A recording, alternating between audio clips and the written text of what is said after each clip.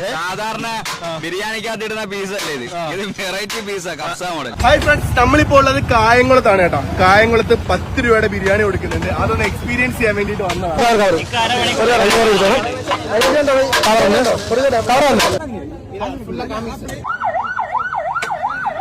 Okay, അപ്പൊ Abbas Bhai ഇതേ പൈസ നിങ്ങൾ ഇത് എങ്ങനെ ഇത് മുതലാക്കും? ഈ 10 രൂപ ഈ കാലത്ത് ഈ വിലവർദ്ധനയ്ക്കിടയ്ക്ക് നിങ്ങൾ ഈ ചിക്കൻ ബിരിയാണി കൊടുത്ത് എങ്ങനെ മുതലാക്കും?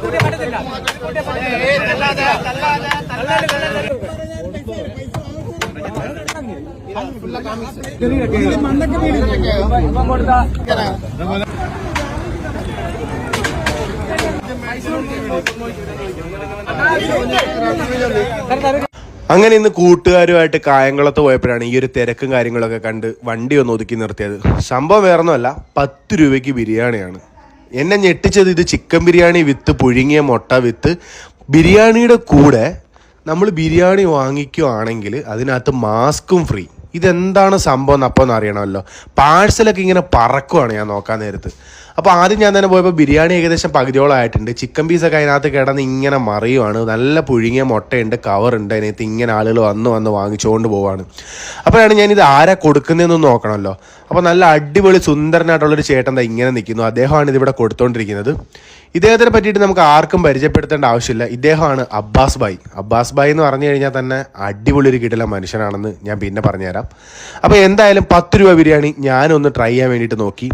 ഒരു രക്ഷയ്ക്കാണെങ്കിൽ ടോക്കൺ കിട്ടുന്നില്ല. അപ്പോൾ ഞാനാണ് കടൽ മച്ചാനാണെന്നൊന്നും പറഞ്ഞിട്ട് ഒരു കാര്യമില്ലെന്ന് എനിക്ക് മനസ്സിലായി. എങ്ങനെയൊക്കെയോ ഒരു പ്ലേറ്റ് കിട്ടി. അതുമായിട്ട് ഞാൻ ഇങ്ങനെ ബിരിയാണിക്കായി ക്യൂ നിന്ന് തുടങ്ങി.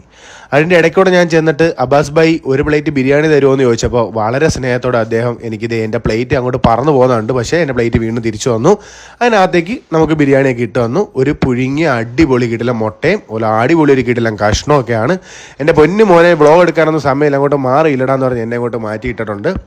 അതിൻ്റെ ഇടയ്ക്ക് എൻ്റെ മൈക്കിൻ്റെയൊക്കെ സ്വിച്ചൊക്കെ ഓഫായി എന്തൊക്കെയോ പ്രശ്നങ്ങൾ പറ്റി. എനിക്ക് ഒന്നും മനസ്സിലാവുന്നുണ്ടായിരുന്നില്ല. 2-3 ചവിട്ടും കാലിന് കിട്ടിയായിരുന്നു.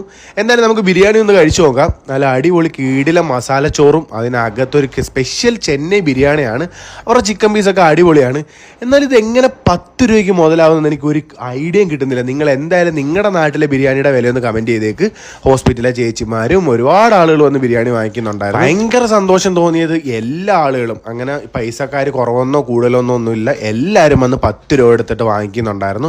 അങ്ങനെ ഞാനും ഒരു പ്ലേറ്റ് ബിരിയാണിക്ക് എങ്ങനെ വാങ്ങിച്ച് അടിപൊളിയായിട്ട് കഴിച്ചു. അത് കഴിഞ്ഞിട്ടാണ് ഈ അബ്ബാസ് ഭായി ഒന്ന് പരിചയപ്പെടണമല്ലോ എന്ന് ചെയ്യുന്നത്. അവിടെ 2 പ്രാവശ്യം ചെന്നപ്പോഴും പുള്ളി ഭയങ്കര തിരക്കായിരുന്നു. അപ്പോഴത്തേക്ക് അബ്ബാസ് ഭായി എന്താണ് ഇത് സംഭവം എങ്ങനെയാണെന്നൊക്കെ ചോദിച്ചു കഴിഞ്ഞാൽ അബ്ബാസ് ഭായിക്ക് പറയാൻ ഒന്നേ ഉള്ളൂ, അൽഹംദുലില്ലാ എല്ലാം ദൈവം തരുന്നതാണ്.